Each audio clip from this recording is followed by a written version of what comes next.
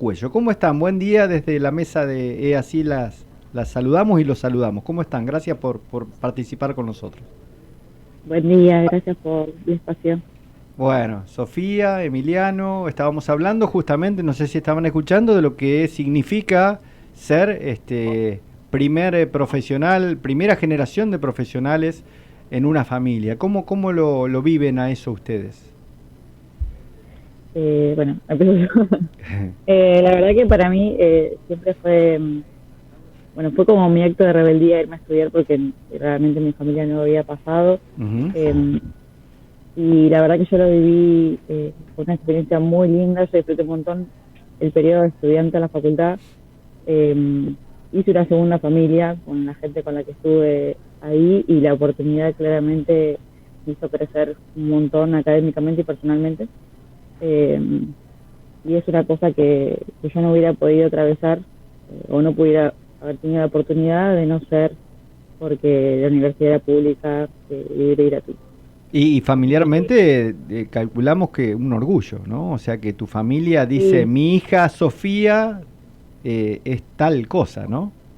sí, sí, sí, para ellos, en ese momento en el que yo me fui a estudiar, fue como un shock bastante grande porque creo que ellos no esperaban tener una hija universitaria.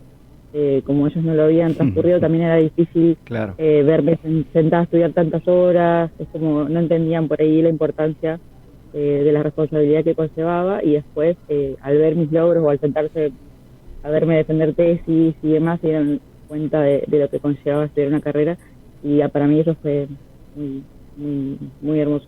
Emiliano, Sí, la verdad es algo único. En mi caso particular, yo tengo dos hermanos, mis hermanos no pudieron acceder a la universidad, eh, entonces yo soy el más chico y fue un aporte tanto de toda mi familia que hicieron un esfuerzo para que uno de un pueblo del interior de la provincia se vaya a vivir a la ciudad de Santa Fe y ahí comience sus estudios y vaya paso a paso eh, a- ascendiendo en lo que sería la carrera universitaria, conociendo, compartiendo y bueno, cada materia, cada logro que uno iba teniendo se iba compartiendo. son los dos del Yo, interior, por lo que escucho. Son Sí, los dos del interior. sí, sí, sí, ¿De la sí, provincia de sí, sí, Santa Fe o de otro lado? de la sí, de provincia, la yo de provincia de Esperanza. Santa Fe. ¿De dónde son? Si nos Yo, cuentan. yo, yo soy de Coronda. Ajá, Y de Esperanza yo. bien. ¿Y están ahora ejerciendo como profesionales en sus localidades o ya se quedaron acá a Santa Fe o en alguna otra ciudad? ¿Dónde están habitando, digamos? Yo en Yo estoy Esperanza viviendo en Santa Fe. Bien. estoy como arquitecta. Obviamente empecé a trabajar antes de terminar la carrera, pero ahora sí ejerzo como arquitecta en Esperanza. Bien. ¿Y cómo están viviendo esta situación que se discute, el sentido, los presupuestos, el rol de la universidad pública en la Argentina? ¿Cómo lo viven ustedes en sus ámbitos desde la perspectiva de haber estudiado en la universidad pública y de ser primera generación de profesionales en su familia? ¿Cómo lo están viviendo? Y yo creo que el rol del Estado es fundamental para que se pueda acceder a la universidad. No solo con el acceso, sino para que las condiciones de la economía de una familia Ujú. que aporta a que tener un hijo en la universidad se den para poder seguir manteniendo ese chico. Yo veo que ahora se recortan los presupuestos, se aumentan las tarifas, se suben los colectivos, la fotocopia debe estar muy alta. Y en la época que yo estudiaba, yo me recibí, los comercios vendían, entonces mi familia me podía seguir manteniendo. Hoy vemos que las ventas en los comercios tampoco son lo suficiente para poder llegar a fin de mes. Y otra política del Estado, de un Estado presente que yo viví cuando era estudiante, que ahora también lo vemos cada vez más debilitado e incluso el gobierno actual quiere eliminarlo, yo cuando era estudiante cobraba la beca Progresar. Mes a mes era un ingreso que tenía personal donde si bien no era suficiente solventar el 100% del estudio, era algo que colaboraba, ayudaba para todo ese cúmulo de esfuerzos que se hacía para que uno pueda seguir estudiando. ¿Sofía? Y creo que... A mí me parece muy importante que el Estado acompañe este tipo de situaciones porque, bueno, a veces es importante para las personas que no cuentan con el apoyo de su familia, que tienen que ser independientes desde cortas edades, y también porque uno como estudiante colabora con la economía de la ciudad, o sea, todo se mueve en conjunto, uno se mueve, se alquila, usa los comercios de primera necesidad, saca fotocopias, o sea, estudiar básicamente, más allá de que la universidad es gratuita, no es gratis per se, entonces también está siendo parte de la economía de la ciudad.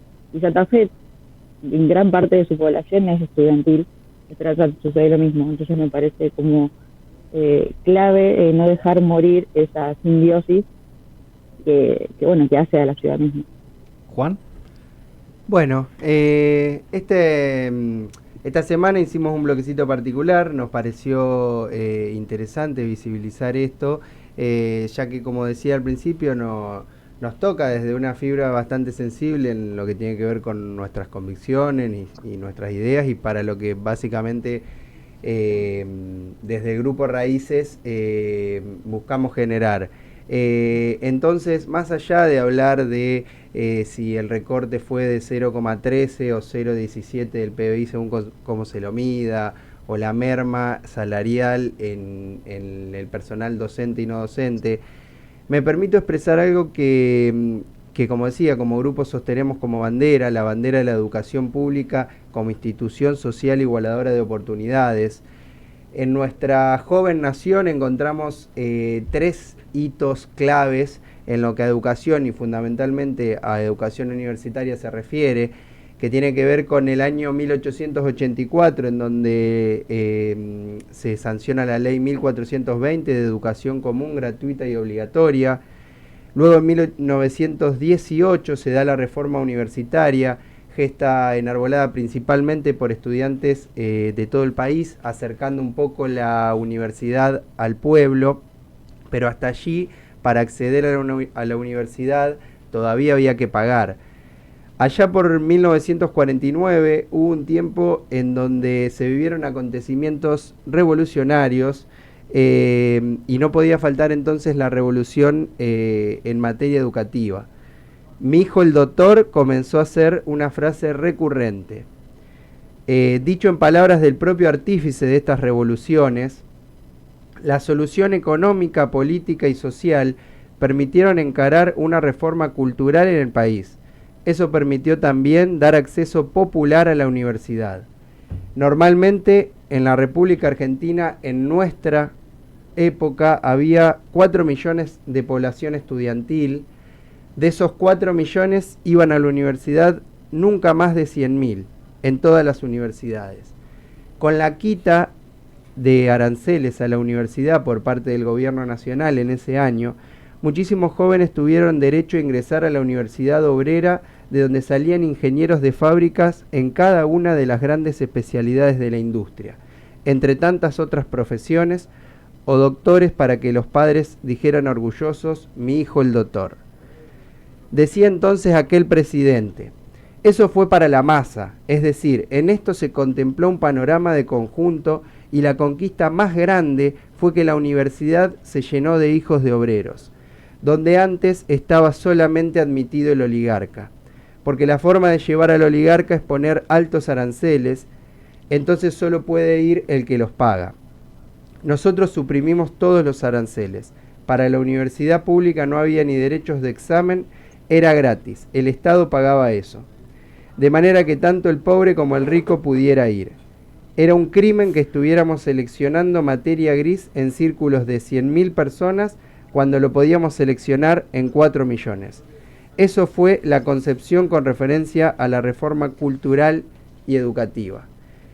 Bueno, estas conquistas constituyen piedras fundamentales que aún hoy, en el año 2024, debemos preservar si deseamos perseguir la justicia social y el progreso de la sociedad toda. Para que la universidad siga llenándose de hijos de obreros, como logró Juan Domingo Perón desde el 22 de noviembre de 1949, defenderemos hasta las últimas consecuencias el financiamiento y normal desenvolvimiento de nuestra Universidad Pública Argentina. Desde el Grupo Raíces defendemos a ultranza la educación pública y apoyamos la lucha universitaria. El pueblo argentino, entre tantas derrotas por las que ha pasado, no permitirá de ninguna manera sumar una más como lo que representa la bandera de la universidad pública, gratuita y de calidad. Bueno, le